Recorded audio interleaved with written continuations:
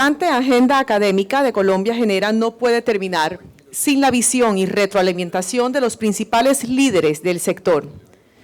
Para ello nos acompañan en la sesión de clausura el doctor Francisco Lloreda,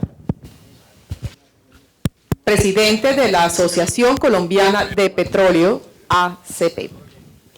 El doctor Santiago Ángel Urdinola,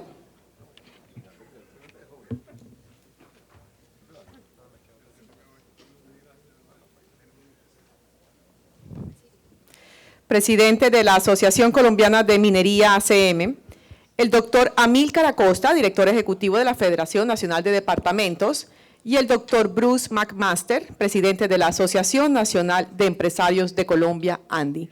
Invitamos entonces a nuestros panelistas de la sesión de clausura nos acompañen si son tan amables.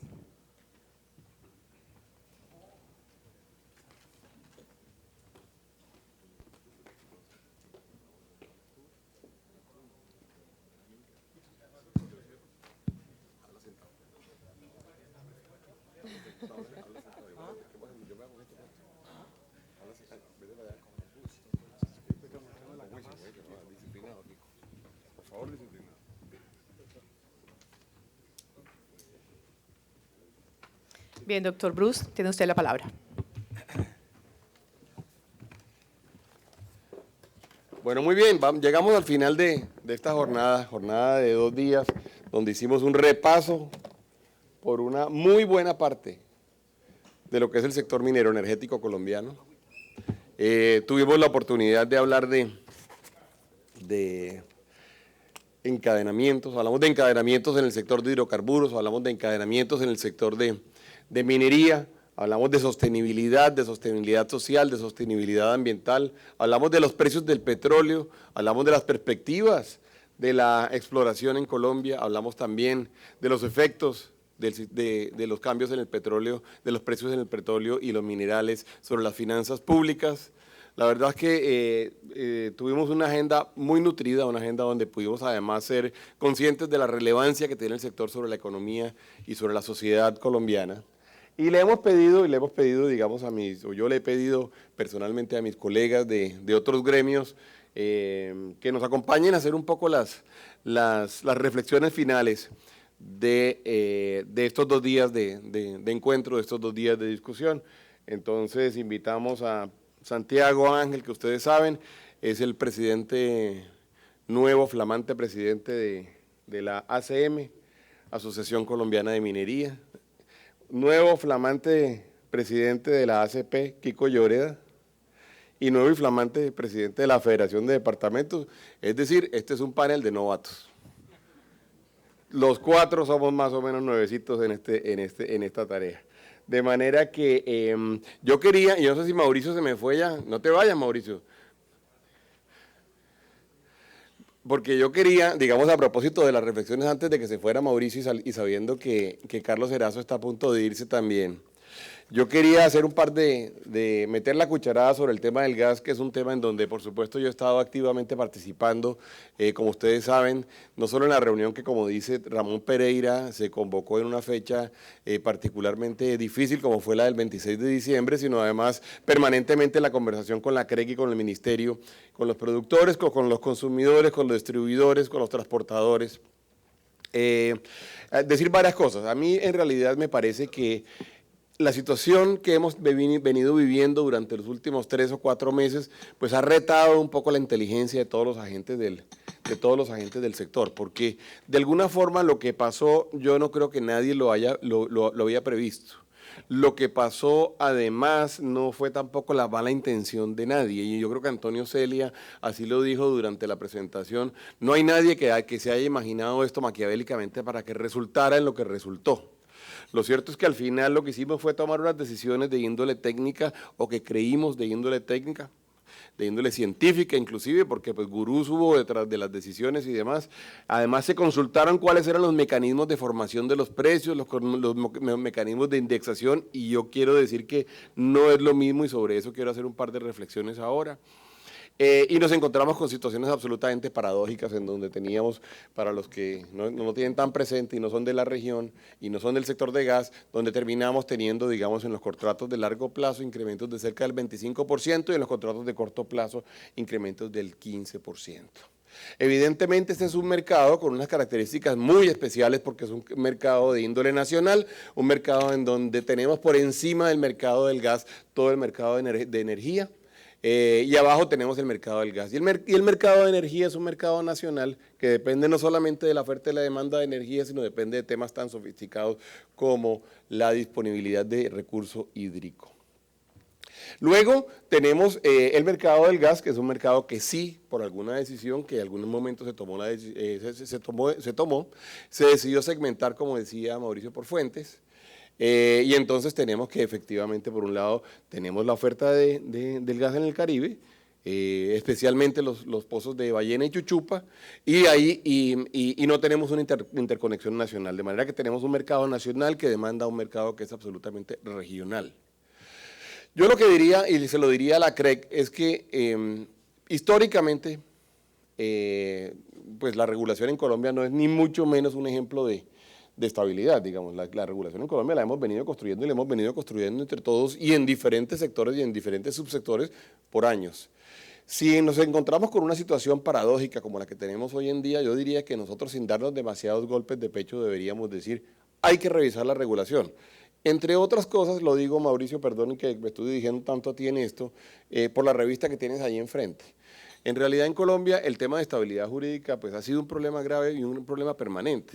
Entonces, en una situación tan paradójica y tan dura como la que se ha venido presentando en el sector de gas durante los últimos meses, no nos podemos volver más puristas de lo que hasta ahora hemos sido, ni más papistas que el Papa, porque Colombia no es precisamente, digamos, un ejemplo, digamos, de estabilidad jurídica.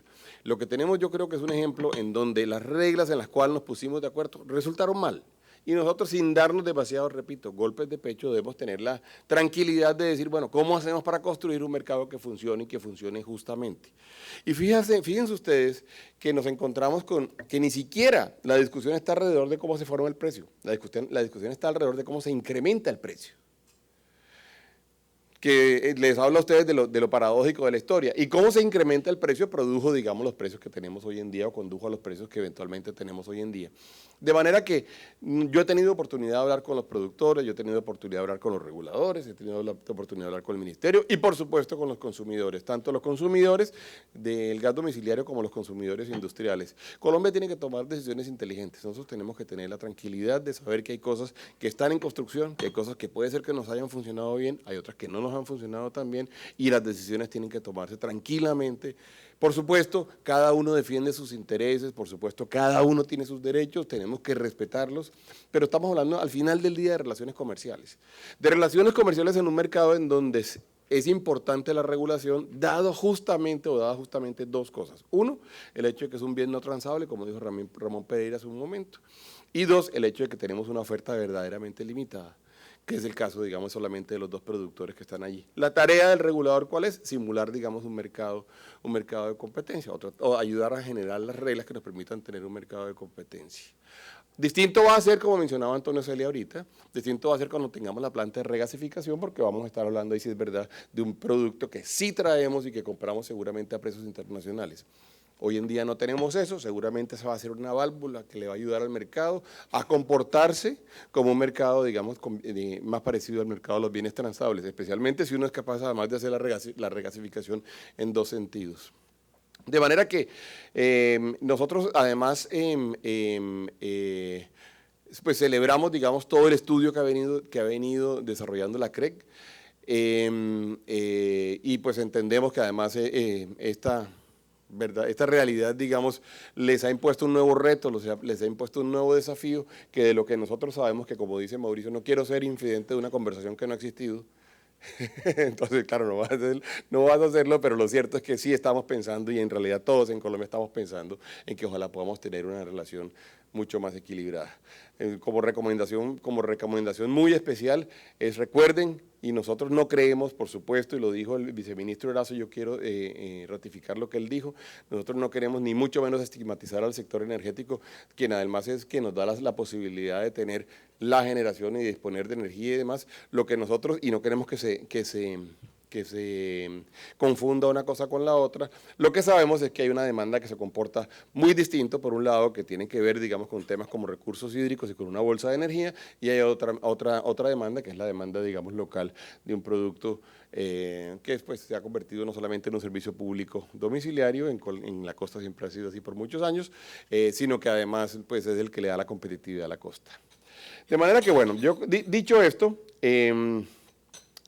le voy a invitar el orden de lo que vamos a hacer es, voy a pedirle a Kiko Lloreda de alguna forma que nos dé sus reflexiones finales, digamos, sobre lo que ha visto en estos 2 días, sus recomendaciones que yo sé que las tiene alrededor de qué es lo que tenemos que hacer en este momento en Colombia para, de alguna forma, aguantar el golpe que estamos viviendo desde el punto de vista de los precios de los hidrocarburos. Luego le voy a pedir a Santiago que haga lo mismo y luego le voy a pedir a Amílcar, que ustedes se dieron cuenta que esto es muy interesante, todo el mundo le dice ministro, y aquí había un poco de ministros, estaba Perry, estaba Ángela, estaba Kiko, y al único que le dice ministro es Amílcar. y bueno, y aquí lo que había era ministros o exministros, de manera que luego le pediré al ministro que me ayude con las conclusiones finales y terminaré yo, por supuesto, agradeciéndoles a todos ustedes y aprovechando unas notas que tomé a lo largo de estos 2 días. Kiko Lloreda, el micrófono es tuyo. Aló. Muchas gracias, Bruce. Un saludo para todos, para todas. Muchas gracias también al doctor Concha por esta invitación. Considero para iniciar que es un gesto de gran amabilidad, Bruce, el que invites a otros gremios a este congreso. Desde ahora te extiendo una cordial invitación al congreso que vamos a realizar en octubre, el congreso de los 50 años de la CP, y nos encantaría tenerte como conferencista, Bruce. Allí estaré. Sin duda alguna lo que se ha estado discutiendo son temas de interés empresarial, pero más que empresariales son temas de interés de país. Y el que aquí hemos estado hablando sobre temas de petróleo, de minas, de energía y de gas, pues realmente este país funciona gracias a cada uno de estos sectores, aunque a veces yo creería que este país es un poquitico malagradecido con estos sectores. Mi padre tenía un dicho que era, dime qué favor te he hecho para que me trates tan mal, y a veces yo creo que eso le ocurre a estos sectores que tanto le han aportado a Colombia. Voy a hablar inicialmente de unos temas del petróleo. He escuchado las distintas intervenciones y creo que hay unos aportes muy importantes, pero también creo que hay una información que para ustedes puede ser muy valiosa y quiero compartirla con ustedes. Como en materia de producción, como lo señalaba el viceministro Erazo, sí, en principio los estimativos del ACP es que este año vamos a estar por encima del 1 billón de barriles, pero eso siempre y cuando se den unas condiciones casi perfectas de operación, una serie de circunstancias en la cual las propias empresas a veces son un poco pesimistas, para ser francos al respecto. Pero lo que apreciamos es que a partir del 2016 vamos a tener una caída en la producción, ese año de más o menos 100.000 barriles, llegando a 785.000 barriles en el año 2018, es decir, una caída del 22% en la producción. Y esa caída, de acuerdo con las proyecciones de la asociación, llegan al año 2022, donde llegaríamos a una caída del 25% frente al año pasado, y es básicamente más o menos 750.000 barriles, colocándonos un poco al filo de perder la autosuficiencia en materia de crudo y volver a importar crudo. Ahora, el que logremos recuperarnos va a depender de muchos aspectos, entre ellos que seamos exitosos a partir del 2022 en yacimientos no convencionales y también básicamente en los esfuerzos que están adelantando costa afuera. Ahora, dicho lo anterior, ¿qué es lo que pasa a nivel de exploración? Que me llamó la atención que el tema no lo trató Juan Carlos Echeverry, pero podemos ir un poquitico más a fondo. Y es, fíjense lo siguiente, el año pasado la programación que teníamos en materia de sísmica, por ejemplo, era de 56.000 kilómetros equivalentes de sísmica, y lo que se logró ejecutar, Bruce, fueron 40.000 kilómetros equivalentes de sísmica. De esos la mayoría, 32.000 costa afuera, que es todo este gran esfuerzo, y 8.000, únicamente 8.000 en tierra. Y lo que está previsto, lo que está programado por las empresas para ejecutar en sísmica, el programa de las presas para este año son 9.000 kilómetros de sísmica. Es decir, vamos a pasar de 56.000 kilómetros de sísmica a 9.000 kilómetros de sísmica. En materia de pozos perforados es similar, pozos exploratorios. El programa básicamente del año pasado eran 212 pozos, se terminaron perforando 113 y lo que está previsto en el programa de las empresas para este año son 91 pozos. 91 pozos, es decir, estamos hablando básicamente de una caída más del 55% en pozos exploratorios y esto básicamente un poco buscando cumplir los compromisos contractuales. Esto pues desde el punto de vista de producción y exploración. ¿Cuáles son pues las explicaciones? Aquí se han señalado algunas, pero no todas. Una, por supuesto, aquí se discutió ampliamente en el Congreso, los precios. Si una caída de 55% en los precios, pues eso golpea a cualquier empresa, independientemente a qué se dedique. Los factores aquí se señalaron, o por supuesto, unos tienen que ver con temas de oferta y demanda, pero es curioso porque el incremento de oferta de producción en el mundo se estima en 3 o 4 millones de barriles diarios, que es como el 3%, 4%, pero la caída fue del 55%. Asimismo, pues hay otras razones que tienen que ver, y aquí lo indicaron, básicamente el propósito de las auditas de buscar que no ceder parte de su mercado, porque luego cómo lo recuperan, y eso pues tiene que ver también con el tema de los esquistos en Estados Unidos, pero no solo en Estados Unidos, en Canadá y también en Colombia, porque tenemos ese propósito y esa de ir hacia allá.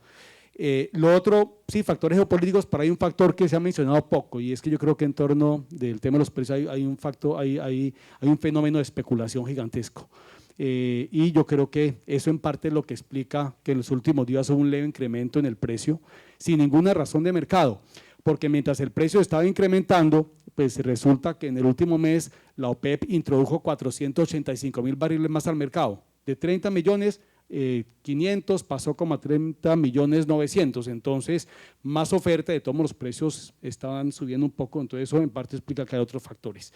Ahora, dicho lo anterior, es decir, quien tenga básicamente la bola mágica de cristal para señalar qué pasa con los precios, pues yo creo que nos está engañando a todos o podría comprar futuros de crudo, pero lo cierto es que en principio pues vamos a estar un tiempo, no sabemos cuánto, digamos, con unos precios bajos comparados con los que teníamos y no sabemos de qué nivel lleguemos. Ahora, entonces el primer factor es precios, pero un segundo factor, sin duda alguna, de esta situación de producción y exploración tiene que ver con lo siguiente, es que yo creo que no se exploró lo suficiente cuando debimos hacerlo aquí en Colombia, es decir, tuvimos una época de precios altos y lo cierto es que por distintas razones que voy a señalar no se logró explorar lo suficiente. Les doy unas cifras. En materia de sísmica, por ejemplo, año 2010 hasta ahora, lo que vimos, ya lo estaba medio señalando, fue una caída básicamente en sísmica. Iniciamos el 2010 con 26.000 kilómetros equivalentes, estoy hablando en tierra. Luego para el 2011, 16.000, luego 13.000 y llegamos a 6.000 en 2013 y el año que concluyó fueron 8.000, un leve repunte. Pero pasar de 26.000 kilómetros en sísmica a 8.000, esa fue la situación entonces desde el punto de vista de sísmica.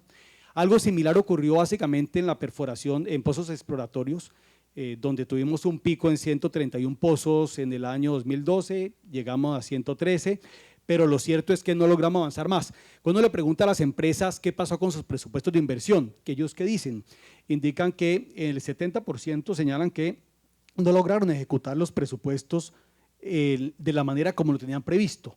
Y eso pues infortunadamente estamos viendo parte de esas consecuencias. Es decir, estamos un poco como recogiendo lo sembrado en años anteriores. Ahora, obviamente aquí se señaló, si vamos mucho más atrás, pues claro que en Colombia hemos tenido un incremento importante en exploración. Para el año 2004 se perforaron 21 pozos y como estaba señalando el año pasado 113, entonces se quintuplicó la perforación en 10 años, pero lo cierto es que en los últimos 5 años no logramos avanzar como hubiéramos podido avanzar. Las razones, ustedes las saben, voy a señalar algunas de ellas, tienen que ver básicamente, uno, temas de licenciamiento ambiental. Nosotros pasamos de un promedio en tiempos para responder licencias ambientales, que es muy interesante, básicamente de 5 meses en el año 2006 a 16 meses el año pasado. ¿ok? En lo que tiene que ver, o sea, multiplicó por 3. Atentados terroristas, pasamos de 31 atentados en 2010 a 228 en el año 2013, por 7 veces. En bloqueos pasamos de 91 bloqueos en 2010 a 503 bloqueos en 2013, la industria de los bloqueos que muchos de ustedes conocen, por 5 veces. Entonces, ese daño está hecho y eso en parte explica la caída en producción, independientemente de lo que esté pasando en los precios. Esto obviamente pues no ha ayudado en este proceso la baja efectividad de muchos de los descubrimientos, es decir, es más o menos una probabilidad del 15%, también básicamente el declive anual en los campos maduros, que es un declive como el 17% anual, y el costo básicamente de operar y de producir aquí en Colombia. Y el tercer factor, hablé de precios, señalé que no aprovechamos de pronto un momento para explorar más, y lo otro, cambio en las reglas del juego. Y esto yo creo que todos ustedes lo han experimentado, y voy a hacer referencia muy breve a la reforma tributaria. De los 12.5 billones de pesos de la reforma tributaria, esta industria va a pagar el 21.6%, es decir, 2.7 billones de pesos de la reforma tributaria, y la verdad es que Ecopetrol es el gran perjudicado ahí porque va a pagar 1.7 billones de pesos al año de esa reforma tributaria, que más o menos recursos que se podrían estar destinando a exploración o básicamente a pozos productores, y se va a pagar impuestos.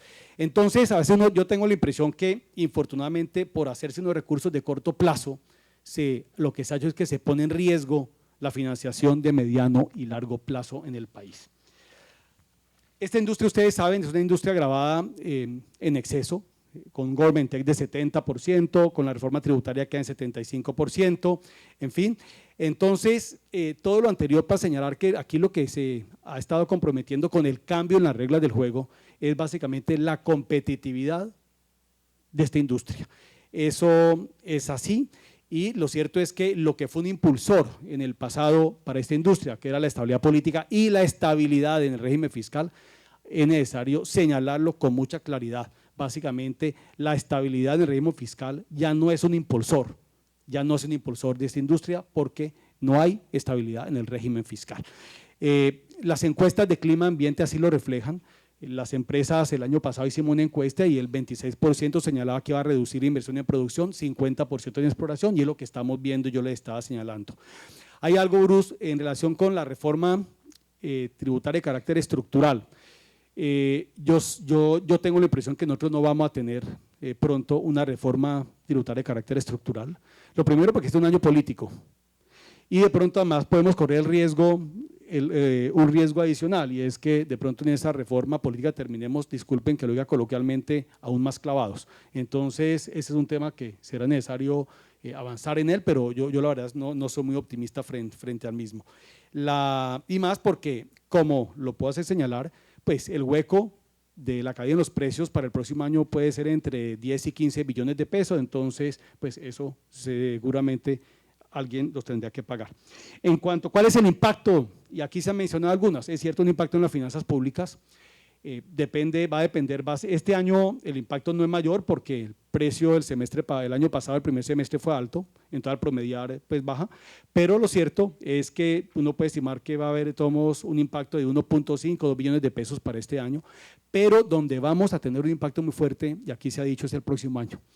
Si vemos básicamente que el marco fiscal se estructuró sobre un barril de $97, si estamos hablando básicamente de $48, si ese fue el precio promedio este año, esperemos que sea más alto, pues esos son casi 15 billones de pesos de hueco para el próximo año, porque por cada dólar son 300.000 millones de pesos menos que le entra al Estado, descontado además el efecto básicamente del cambio en la tasa de cambio, básicamente la devaluación del peso. Y si se terminara situando en $55 el barril, que es lo que escuché en estos días, pues estaríamos hablando de 12.6 billones de pesos de hueco adicional, es decir, otra reforma tributaria. Pero segundo, tiene un impacto del que poco se habla, y es en el crecimiento económico. Ya el Banco de la República, como ustedes saben, en razón de esta caída de precios, ya es más moderado básicamente en su estimativo, sus proyecciones de crecimiento económico, y lo bajó de 4.8 a 3.6% del PIB, y básicamente un poquito señalando que de pronto esta caída en precios puede terminar significando un punto del PIB. Y la reforma tributaria otro punto del PIB, entonces hay 2 puntos del PIB.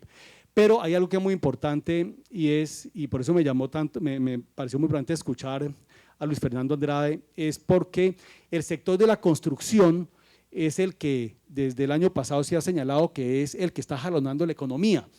Y ahí lo que todos esperamos es que los proyectos 4G entren rápido. ¿Por qué? Porque Planeación Nacional hizo un estudio en el que señala que si uno se pone a hacer una disección de qué es lo que está jalonando el sector de la construcción, son obras civiles, principalmente en departamentos productores financiados con regalías.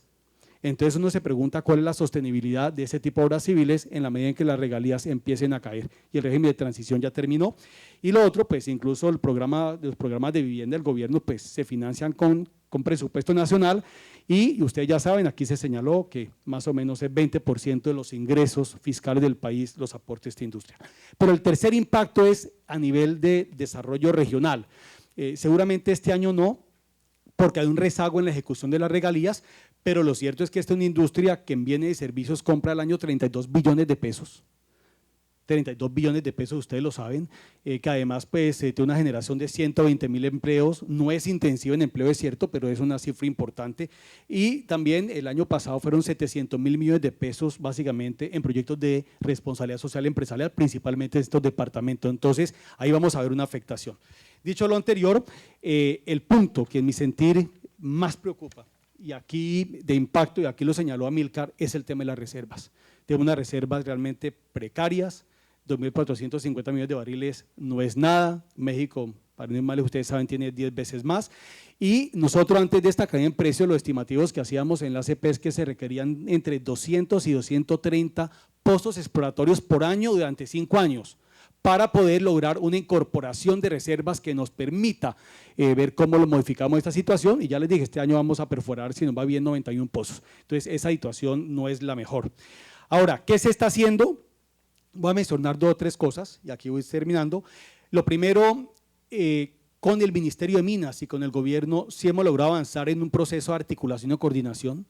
Al interior de la ACP definimos un plan estratégico a 4 años, con objetivos muy concretos, y este fue la base para acordar un plan de trabajo con el gobierno nacional, con todas las entidades. Este plan de trabajo entonces es nuestra hoja de ruta y va acompañada, y ya va a terminar Bruce, bueno, eres muy amable, y va acompañada de una metodología de trabajo. Una metodología de trabajo es aquí lo que se llaman los acuerdos gobierno-industrias, pero ahorita básicamente es un acuerdo, es decir, vamos a sacar adelante este plan de trabajo con una metodología que consiste básicamente en 4 reuniones de trabajo semestrales a nivel ministerial, uno para temas de seguridad y conflictividad, otro para temas de reglas del juego y competitividad, otro para temas del downstream y otro para temas de licencias, permisos, consultas. Y el segundo semestre también las mismas 4, y cada semestre, cada 6 meses, unas reuniones de seguimiento con el presidente de la República. La primera, el primer AGI de seguridad lo vamos a tener este martes, con 4 ministros y con básicamente el consejo directivo y otras empresas invitadas. Entonces hay una hoja de ruta y una metodología. Lo otro básicamente es necesario reconocerlo, hay una mejoría en las condiciones para operar este año, el año que concluyó 2014.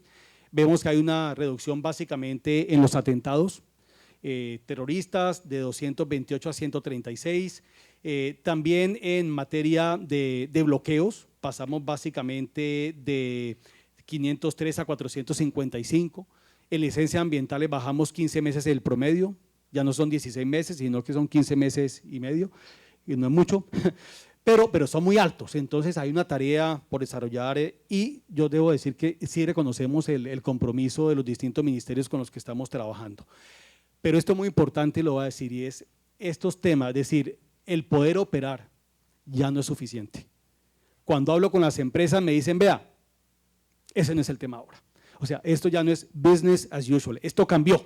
Aquí en este momento lo que las empresas necesitan es ver cómo logran tener caja, cómo logran hacer viables sus proyectos, cómo logran básicamente, es decir, cómo no cerrar y cómo seguir adelante. Es un tema principalmente de corto plazo y de caja. Eso es lo que le está pasando y eso requiere medidas extraordinarias y es lo que le hemos propuesto al gobierno. En este momento, como lo señaló el viceministro, estamos trabajando un plan de impulso al sector petrolero. Contempla una serie de medidas que van básicamente desde temas de devolución de garantías, plazos de contratos, devolución rápida de saldos de impuestos, revisión de los X en contratos. Creemos que es fundamental que se tomen decisiones de política pública sobre los contratos de asociación. Esas no pueden ser decisiones que toman a última hora. de aquí al 2020 vamos a tener, 21 vamos a tener 20 contratos de asociación que se vencen, y ahí está buena parte de la producción actual del país, y es fundamental.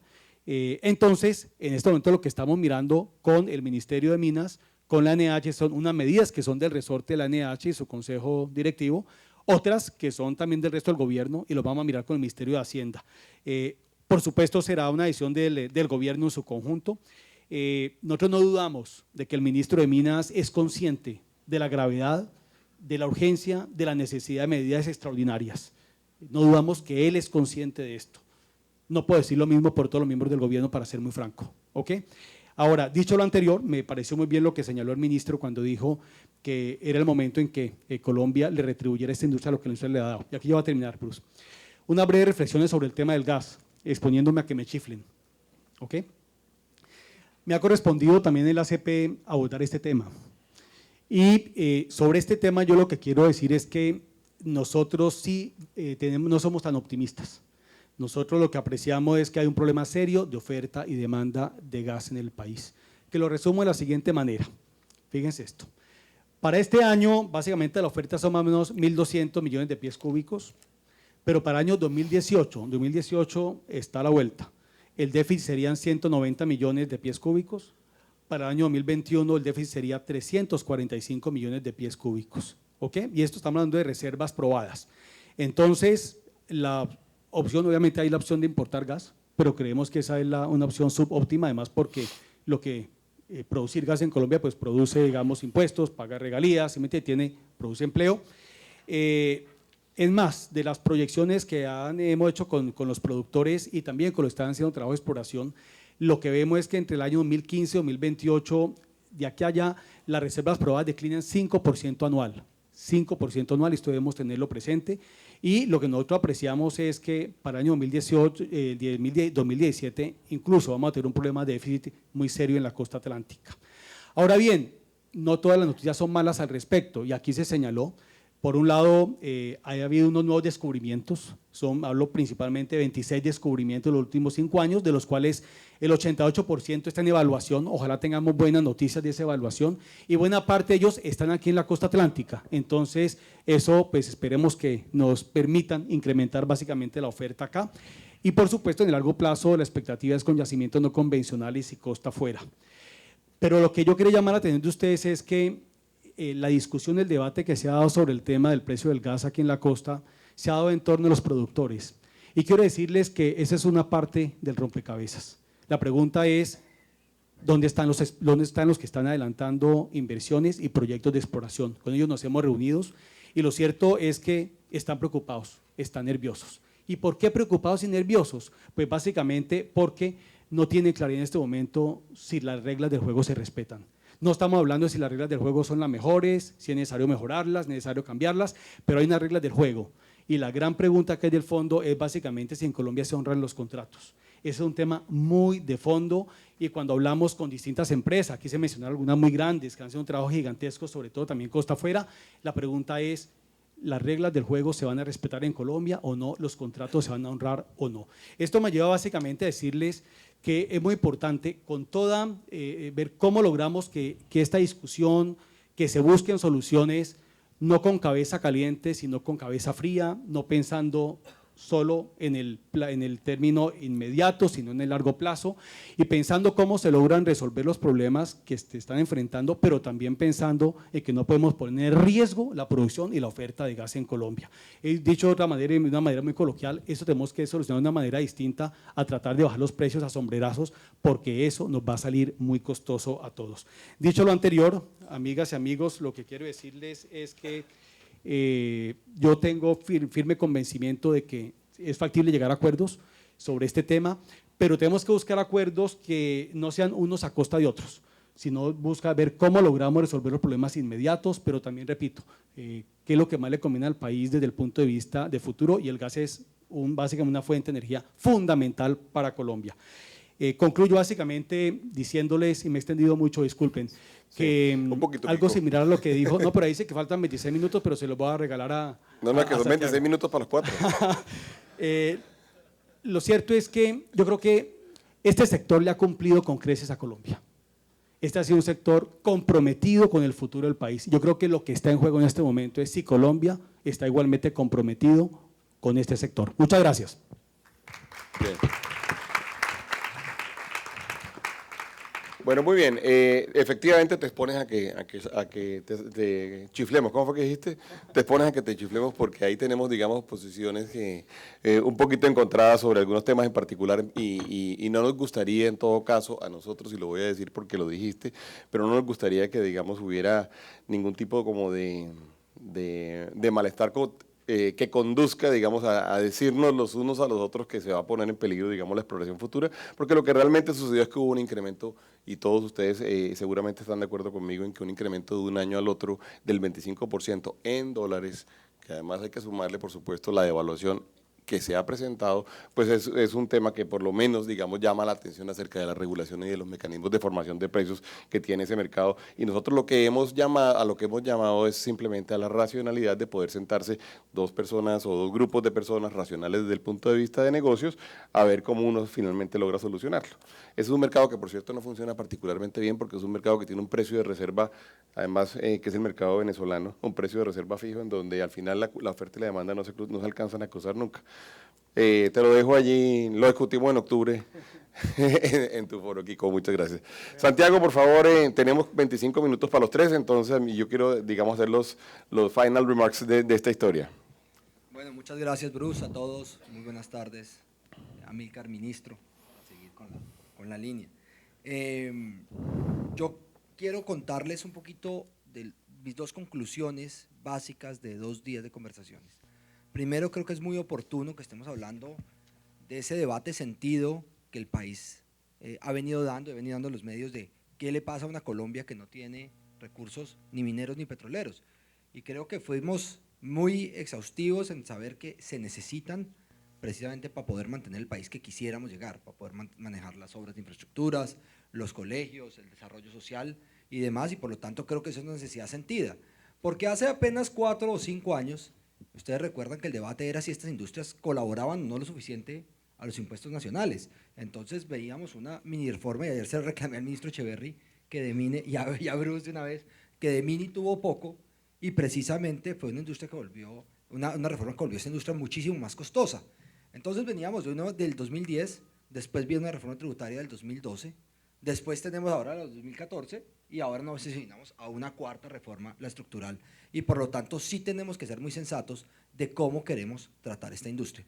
A diferencia de la industria petrolera, la industria minera ha crecido en producción y eso tenemos que entenderlo muy bien. La industria minera en un 70% de su PIB se comporta atada a lo que sucede con el negocio de carbón. Y el negocio de carbón es básicamente un 90%, 3 carboneras, unas viejas minas de carbón muy importantes situadas en el norte del país y que están viviendo unos momentos muy duros a raíz de la crisis de precios. Entonces, ahora que el país empezó a mirar qué estaba pasando con los precios del petróleo, nosotros alzamos la mano y dijimos, señores, no se les olvide lo que está pasando con la otra industria que complementa lo que hemos llamado la industria minero-energética. Y vimos una caída de precios cercana al 50%. ¿Qué ha pasado? Ha sido en un tiempo más largo, pero estamos en la mitad del precio que teníamos hace 2 o 3 años.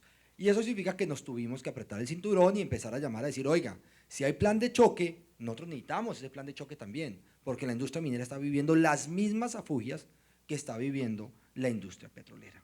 Y ahí estamos por eso montados en lo que ahora llamamos un plan de choque urgente para estas industrias. En producción, sí crecimos 3 o 4 millones de toneladas de carbón. En oro, como todos ustedes me han oído hablar, el oro tiene una producción formal que se puede trazar del 20% y una producción no formal del 80%, y por lo tanto pues cualquier crecimiento de esa industria son números especulativos que nadie es capaz de arrojar y de mirar. Entonces seguimos mirando y empezamos a hacer un análisis de precio de largo plazo. Y todos los analistas nos concordaban que por lo menos al 2018 la curva se iba a aplanar mucho y por lo tanto nos teníamos que ajustar a precios como los actuales. Y eso nos genera unos retos inmensos de mirar cómo en los próximos 3 o 4 años, porque la pregunta de los que han sido mineros, y en eso el ministro Amílcar conoce esto muy bien, los ciclos de esta industria son normales. Lo que uno tiene que mirar es qué tan largo va a ser el ciclo para poderse preparar y aprovisionar y tomar las medidas de contingencia. Entonces, ¿qué nos dicen los analistas? Nos dicen que por lo menos al 2018 vamos a tener, si nada extraordinario ocurre, unos precios como los actuales y por lo tanto hay que tomar todas las medidas de contingencia. Y en una reunión que nunca se me va a olvidar, ministro, usted me dijo una frase que fue muy importante, me dijo, no importa si el vaso está lleno o vacío, lo importante es si el vaso se está llenando o se está vaciando. Y empezamos a hacer esos análisis de cómo estaba la inversión extranjera minera, porque acordémonos que la inversión extranjera de este país se montó prácticamente en lo que llegaba de ingresos petroleros y lo que llegaba a la industria minera. Y generalmente por trimestres, el tercer trimestre del año, que es la última medición del DANE, era un trimestre vigoroso en los últimos años anteriores, 600, 700 millones de dólares.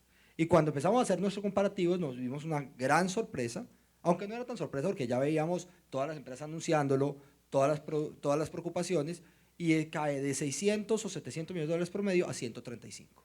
Y eso ya es que la industria nos mandó un mensaje, o la industria quiso mandar un mensaje al país diciéndole, estimados señores, Colombia no es la Colombia que estábamos viendo hace un tiempo, como bien decía Kiko, y por lo tanto la inversión extranjera no va a seguir llegando a los ritmos que están llegando. Y eso pone una preocupación adicional para las finanzas públicas que tenemos que ser muy cuidadosos. Y dijimos, bueno, entonces la primera respuesta que alguien daba es que los precios están muy malos y por lo tanto sí es normal que se cargue la inversión. Eso es cierto.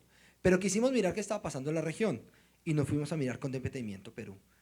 Y vimos que Perú está esperando este año 8.500 millones de dólares de inversión extranjera directa en minería. Es una minería más grande que la nuestra, pero los inversionistas sí estaban poniendo los recursos. Entonces empezamos a preguntar un poco más con las casas matrices. Entonces, ¿qué está pasando? Y yo, que vemos que Perú sí está tomando algunas medidas, algunas señales de mercado que hacen que nosotros como inversionistas internacionales estemos creyendo que ese mercado es un mercado para poner nuestras inversiones. Le dijimos, ¿y qué ha hecho Perú? Entonces dicen, primero hizo una reforma tributaria al mismo tiempo que la suya, pero a diferencia de subir impuestos, bajó impuestos. Un primer mensaje. Segundo mensaje, dice, cambió su régimen ambiental para precisamente hacer un proceso de licenciamiento no más ágil, pero sí más conocido, más predecible, más claro en el futuro. Y eso es otra señal regulatoria. Y tercero, sacó una ley de consultas previas que están a punto de implementar. 3 medidas que creo que acá todo el mundo que estuvo sentado en estos paneles habló de ellas, que los peruanos tomaron la decisión política de hacerlas y que por lo tanto estamos viendo, mientras que a nosotros nos llegaron 135 este año, 2.000 o 1.500 millones de dólares, sí es una cifra importante, miremos qué pasa con 2015, ellos están esperando 8.500 millones de dólares. Segundo, construcción de minas. Mientras que acá seguimos diciendo cuándo nos vamos a poder licenciar para poder construir una mina, ellos tienen en este momento en construcción 4 minas y 3 ampliaciones. Y eso es una diferencia sustancial de cómo en el vecindario, porque no me estoy yendo a países como Australia, Canadá y demás, cómo en el vecindario hay unos señores que están mandando unas señales políticas y públicas que la inversión es bienvenida y es necesaria. ¿Por qué? Porque estos señores se anticiparon, y como alguien decía ayer, creo que fue el ministro Perry, que decía, Perú ha sido muy consciente del manejo de sus finanzas públicas y dijo, no se me puede caer la inversión minera porque estoy en unos graves aprietos fiscales en los siguientes años y por lo tanto tomemos las medidas de choque en este momento. Entonces eso es algo que tenemos que tener en nuestra mente. Entonces, ¿hacia dónde vamos? Vamos hacia lo que nosotros hemos llamado un plan de choque. Y nosotros queremos que el plan de choque es de esas cosas sentidas que hemos venido recogiendo a lo largo del tiempo que hay que mirar. Y efectivamente el tema tributario, y lo hemos discutido mucho con Bruce, hay que volverlo a poner sobre el tapete de cómo miramos y como decía la OCDE y como decía la ANDI, cómo miramos y cómo revisamos la carga impositiva que tiene nuestro país. Nosotros hicimos un mapita de jurisdicciones mineras y solamente tomando crema renta, ¿sí? Nos ponían unas tarifas entre 38 y el 43%, lo cual nos sacaba de cualquier estándar internacional, OCDE promedio 25% y nosotros en el 38%, pero además nos ponía a niveles de la República Democrática del Congo. Entonces, pues yo no sé si uno para traer inversionistas es bueno en el mercado externo decir que se parece mucho al Congo o no. Entonces, eso nos preocupa, creemos que el tema tributario, pero tenemos que ir un poquito más allá. Hay ciertas cosas que no son solo de la tributaria estructural. Creemos que tenemos que hablar de los impuestos regionales y impuestos territoriales. Y creo que ahora vamos a dar ese debate, pero sí esta presión por las regalías, el cambio del sistema de regalías automáticamente generó un aumento de los impuestos territoriales, que han pasado un poquito por debajo del radar, pero siempre tenemos el tema del alumbrado público, el tema de estampillas, el tema de los prediales, y eso cuesta mucho a la empresa. Entonces, tenemos un debate integral de la tributación. Segundo, el tema de la caja.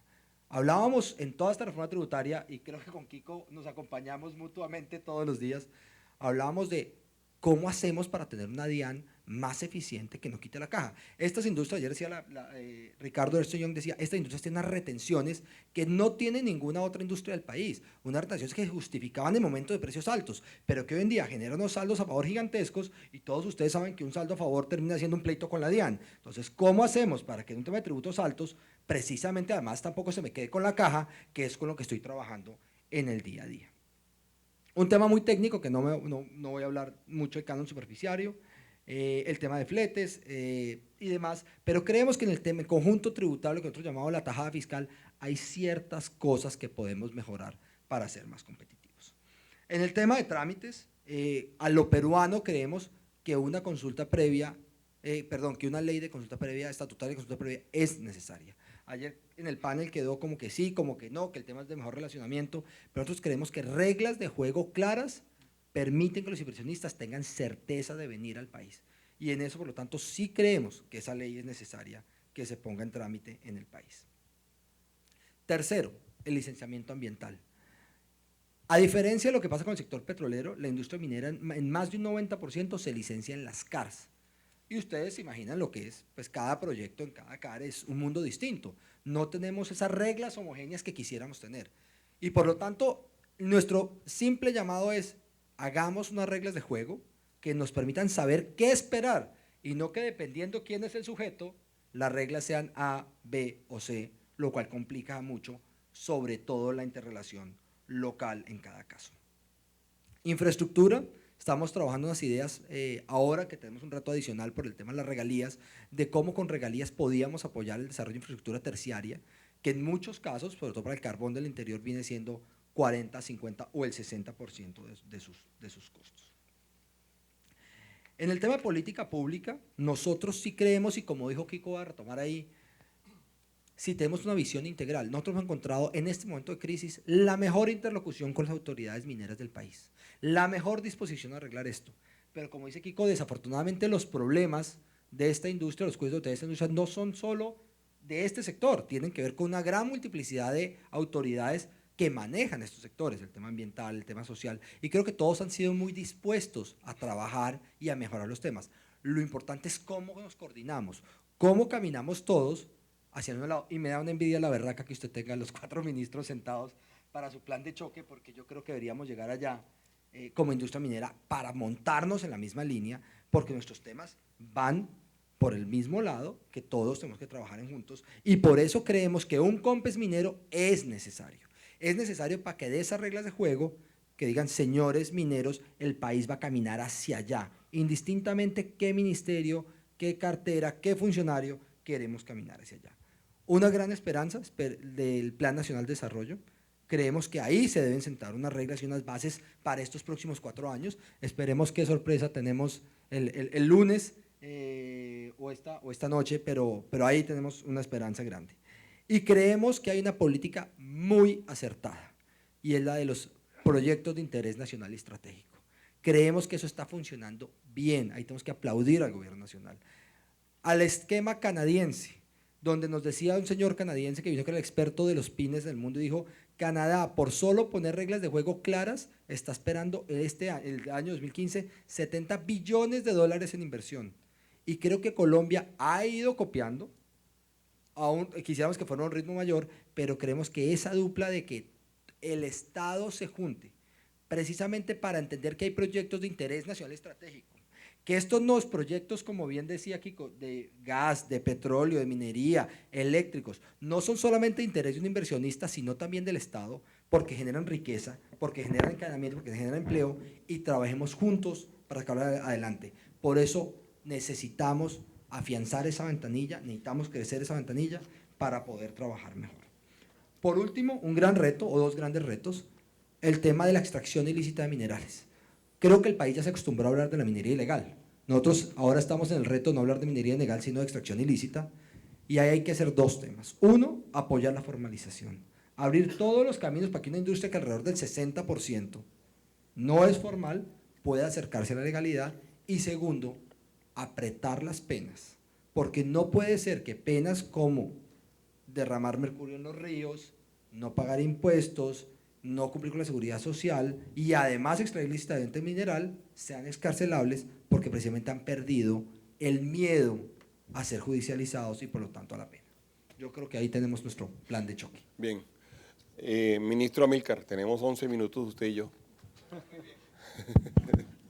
Yo acabo de cambiar de libreto, escuchando las dos intervenciones anteriores de Santiago y Kiko. Quiero compartir con usted algunas inquietudes a propósito del panorama que vemos hacia el futuro con esta nueva realidad que tenemos en materia de precios. Lo primero es que nosotros quisiera mostrar de dónde venimos y para dónde vamos. ¿De dónde venimos? Venimos de un largo ciclo, tal vez el más largo en los últimos años, de altos precios y de mercado en expansión de los commodities, de las materias primas. Eso duró 10 años, 2003, 2011. Y durante esos años, además, estuvimos acompañados por una reevaluación que se tradujo en la famosa enfermedad holandesa que golpeó duramente a la industria y también a la agricultura. Y la economía terminó reprimarizándose. 2012, yo diría que ese es el año como de quiebre, el punto de inflexión, en el que comienza lo que yo he llamado el cuarto menguante del auge minero energético. Y se viene abajo todos los precios de todos los commodities. Ahora es noticia en todos los medios la caída en los precios del petróleo. Pero yo diría que la caída de los precios del petróleo es un efecto retardado de esto que ya se venía dando en todos los commodities. Por distintas circunstancias que no tengo tiempo de explicar, los precios del crudo apenas empezaron a caer a partir de junio, a mediados de junio del año anterior. Pero ya el precio del carbón había caído, el precio del oro, el precio del ferroníquel, todos habían caído. Hablando de la caída de los precios del petróleo, Colombia se está viendo afectada por partida doble. Porque no solamente han caído los precios, que entre otras cosas, y esa es una aclaración importante a hacer, que nosotros nos fijamos en el precio de referencia Brent y el precio de referencia WTI, pero nosotros no vendemos nuestro crudo ni al precio WTI ni al precio Brent. Para tener algo como referencia de lo que es la canasta que nosotros exportamos, que es una mezcla de una combinación de crudos livianos, semipesados y pesados, nosotros estamos vendiendo nuestro crudo más o menos en un promedio de $10 por debajo del precio Brent, $10, $12 menos. Pero entonces nos está afectando por partida doble, decía, porque caen los precios, pero también cae la producción. Y cuando uno va por qué cae la producción, esto es muy importante, Kiko, y ustedes tienen estudios más minuciosos que lo muestran. Les voy a decir lo siguiente. Viendo el balance de Ecopetrol que presentó a comienzos de año, del ejercicio del año anterior, Ecopetrol dejó de producir el año pasado, en promedio, 45,000 barriles día, que yo me atrevo a redondear esa cifra que puede llegar a 85,000 barriles día para toda la industria. Pero traigo a colación, porque no tengo la desagregación de qué pasó el año pasado, pero sí lo que pasó en el 2013. En el 2013 se dejaron de producir 51,000 barriles diarios en promedio. Y uno se imaginaría, porque lo que más ruido hace son los atentados terroristas. Entonces, para sorpresa, se encuentra uno con que de los 51,000 barriles diarios que se dejaron de producir, 37,700 se dejaron de producir por bloqueos y protestas sociales. Y por atentados, 7.000.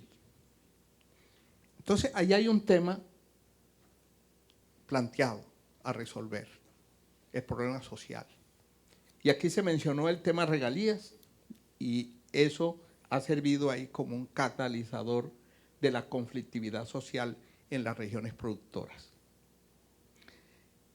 Debo decir, de paso, que el gobierno lo ha entendido y ha dado unos pasos conducentes a tratar de neutralizar esa situación. Lo acaba de dar con la aprobación del proyecto del presupuesto bianual 2015-2016.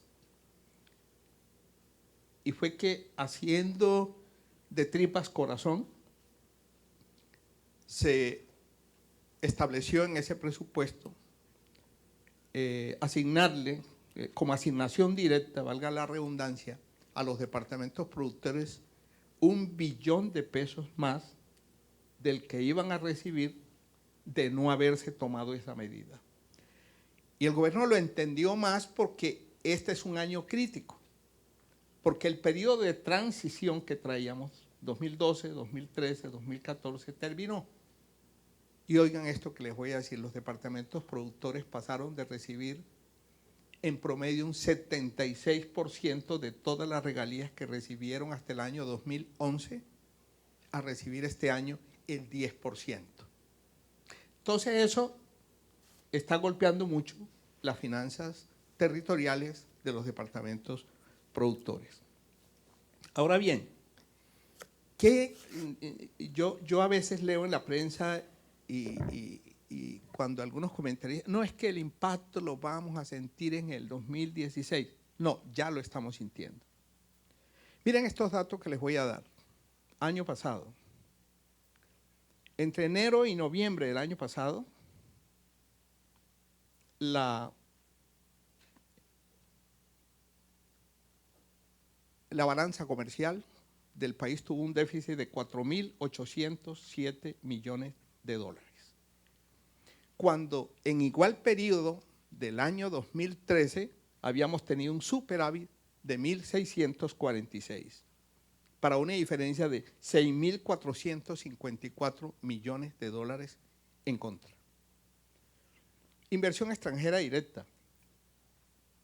El año pasado cayó la inversión extranjera directa más o menos un 10.7%. El sector minero energético cayó la inversión 9.7%. Pero ojo, Bruce, resulta que cayó todavía más la inversión extranjera directa al sector industrial, 14.8%, que eso no deja de ser motivo de preocupación. Y claro, esto ya está golpeando también el crecimiento. Entonces se está dando un proceso de desaceleración del crecimiento de la economía. Según algunos analistas, por cada 10% que baja la cotización del precio del crudo, eso significa 0.2 puntos porcentuales de crecimiento menos. Y ha caído el 50%. Entonces, eso explica, ahí está el punto, menos de crecimiento, que el Fondo Monetario nos bajó del 4.8% pronóstico para este año a 3.8%. Banco República. El Banco de la República bajó de 4.3 a 3.6 y el gobierno se mantiene en su pronóstico de 4.2%. Y claro, el menor crecimiento se traduce en menores ingresos. Entonces, quiero señalar lo siguiente, de cómo en la exposición de motivos que presentó el gobierno en el presupuesto bianual del sistema de regalías, ahí, dicho por el gobierno, se dice que este año los impuestos que va a pagar el recaudo de impuestos que paga Ecopetrol será de 2.4 billones versus 2.9 del año anterior. O sea, una caída del 24% en impuestos. Y si usted extrapola esa cifra, uno podría decir que esto mismo va a acontecer en la industria en su conjunto. Utilidad de Ecopetrol, según el marco fiscal de mediano plazo en junio, cuando todavía no se habían derrumbado los precios del petróleo. Encuentran ustedes que en el marco fiscal de mediano plazo dice que las utilidades, faltando el último trimestre para el año anterior, era de 8.4 billones, 22% menos que el año anterior para el mismo periodo. En estas circunstancias, lo dije recientemente en un documento que circulé la semana anterior, los más afectados y los primeros afectados por esta caída en los ingresos, que va de alguna manera a desajustar los presupuestos. Aquí ya se dijo, se aprobó el presupuesto general de la Nación con base en un precio de $97. Se aprobó el presupuesto de regalías con 85 y el plan financiero del gobierno $48. Si usted le aplicara no digamos que los 48, pero si usted le aplica los 85 al presupuesto que está forado con 97, eso le da a usted la medida del hueco fiscal que tenemos por resolver. El ministro de Hacienda ha dicho que se calcula que para este año los menores ingresos son de 9 billones de pesos. Digo yo que afortunadamente no ha caído el ministro en la tentación de poner el freno de mano y empezar a hacer recortes que puede ser una medida procíclica que podría acentuar esa desaceleración del crecimiento y que nos podría llevar a una recesión. Y ha planteado que se va a financiar esos 9 billones, 4.5 vía reforma tributaria y los otros 4.5 billones a través de un mayor endeudamiento, mayor déficit que se cubriría con deuda. Deuda que en este momento en dólares, lo sabemos, de todas maneras resulta bastante costosa, como ya se ha incrementado el costo de nuestra deuda por cuenta ahora no ya de la revaluación, sino de la devaluación. Y finalmente, ¿qué le hemos planteado desde la Federación de Departamentos al gobierno? Que complementariamente a este esfuerzo que va a hacer el gobierno con un mayor endeudamiento y tenemos margen para ello, es conveniente empezar a echar mano de los recursos del Fondo de Ahorro y Estabilización para que no se paralice la inversión, especialmente en la infraestructura que el país requiere para ganar competitividad. Hay 6 billones de pesos ahorrados allí y en su momento, cuando se creó el Fondo de Ahorro y Estabilización, se le dijo al país que se trataba de ahorrar en la época de las vacas gordas para cuando llegaran las vacas flacas. Pues en las vacas flacas estamos. Y el peor escenario, digo yo, y con esto termino, Bruce, es que hoy en día esos 6 billones de pesos están invertidos en el exterior, rentándole nada al país, que bien saben ustedes que las tasas de interés en los Estados Unidos están en 0.25 y en la Unión Europea está por debajo del 1%, y esos recursos le pueden rentar más al país si contamos con ellos para que se haga inversión y de esa manera contrarrestar el impacto de los precios en el crecimiento y en el desarrollo del país. Muchas gracias. Bien, Amílcar, muchísimas gracias. Gracias a los tres. Yo, para terminar, no quiero dejar pasar, digamos... Sí. Bueno, aplaudieron lo de que nos gastemos los 6 billones del fondo. Muy bien, muy bien. No quiero dejar pasar, digamos, esta despedida sin agradecer a la gente de la ANDI que hizo posible, digamos, organizar una agenda académica tan nutrida, tan diversa y tan complementaria, digamos, entre sí para lograr tener un paquete completo. Y quiero entonces agradecerle a Imelda y a todo su equipo, Imelda Restrepo, agradecerle a Jaime Concha y agradecerle especialmente a Eduardo Chaparro, que como ustedes saben, con la creación de ACM, Asominero se convirtió en el centro de pensamiento sobre los temas mineros y petroleros de la ANDI, que además es de alguna forma quien le da todo el contenido conceptual a lo que hace la ANDI en este sector. Ya para terminar, yo diría, además, digamos, de lo de la pasada completa que nosotros le pegamos a todo el sector, diría que quedamos en todo caso con bastantes, no solamente inquietudes, porque bueno, ya las inquietudes las traíamos, sino con ideas, digamos, sobre dónde deberíamos trabajar. Y yo diría que es claro que tenemos que trabajar en el tema de institucionalidad. Eso es un tema en el cual, digamos, evidentemente ustedes mencionaron el tema de si lo hacíamos a través de todas las POMCAS, el trabajo con las CARS, el trabajo de fortalecimiento en capital humano, todo el tema de vigilancia y riesgos, agilizaciones de procesos, consultas previas, mecanismos para asegurar el acompañamiento del sector privado, las APPs, el tema de cómo el sector privado puede trabajar con el sector público.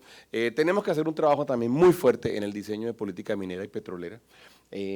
Ustedes lo han venido diciendo, lo dijo Kiko, él tiene su propuesta, lo dijo Santiago, tiene su propuestas que nosotros acompañamos. Efectivamente, uno no puede imaginarse, digamos, que seguimos en una situación en donde estamos pensando en el detrimento patrimonial cuando resulta que lo que tenemos en realidad es un sector que tenemos, un par de sectores que tenemos que estimular y que tenemos que realmente energizar muy en el corto plazo, si no se nos va el tren y de alguna forma se nos daña toda la buena economía que hemos venido disfrutando de alguna forma y que hemos venido usufructuando durante los últimos años. Luego, por supuesto, tenemos los retos de índole tributarios que se nos vienen este año. Vamos a tener además plan de desarrollo. Yo estoy de acuerdo con Kiko en el riesgo, digamos, que se presenta en este momento alrededor de la posibilidad política de sacar una reforma tributaria estructural. Además, con frecuencia, pues nos dicen los economistas que es muy difícil sacarla toda como un paquete completo. Nos lo dijo Juan Carlos Echeverría el día de ayer. Es un poco lo que el ministro de Hacienda ha venido diciendo, pero la responsabilidad de todos nosotros es la de presionar que efectivamente esta reforma se dé en un país que la está necesitando en este momento y que se está viendo fuertemente afectado en su competitividad.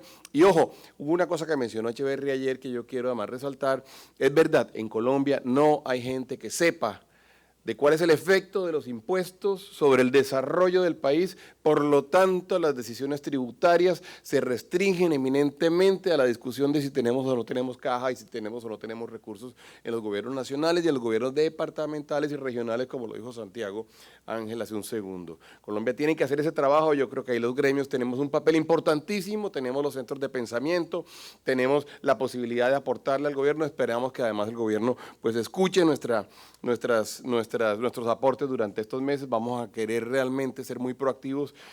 Yo creo que tenemos que hacer el esfuerzo entre todos de presionar una reforma tributaria estructural. Hay un tema de formalización que debemos trabajar.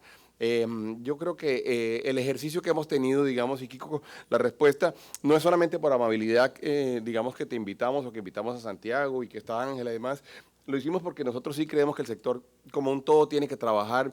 Además somos complementarios, hay unas cosas que se van de un lado para el otro. Como tú decías, al final uno no se desarrolla a costa del otro. Y la verdad es que tenemos que trabajar cada vez más, y esto es algo que Colombia tiene que aprender a hacer. Tenemos que trabajar cada vez más organizados, coordinados, respetuosos, en el mismo sentido, y no solamente entre nosotros, sino también, por supuesto, con el gobierno nacional central y los gobiernos regionales. Yo les agradezco a todos la atención durante estos 2 días, sus aportes, porque además fueron muchos los aportes que ustedes hicieron a toda la dinámica de los debates y demás, y pues a los tan importantes panelistas que tuvimos y expositores que tuvimos a lo largo de este par de días que estuvieron en este escenario mostrándonos cosas, enseñándonos y además, sobre todo picando nuestra mente, como dicen como se dice en inglés, que nos permite evidentemente generar un debate más rico. Muchas gracias a todos ustedes y nos veremos muy pronto.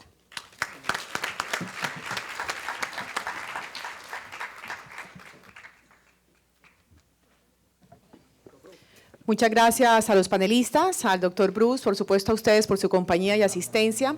Quiero informarles que a partir de la próxima semana podrán acceder a Andy TV, tendrán acceso a todas las intervenciones que han visto durante esos 2 días en la agenda académica de Colombia Genera 2015.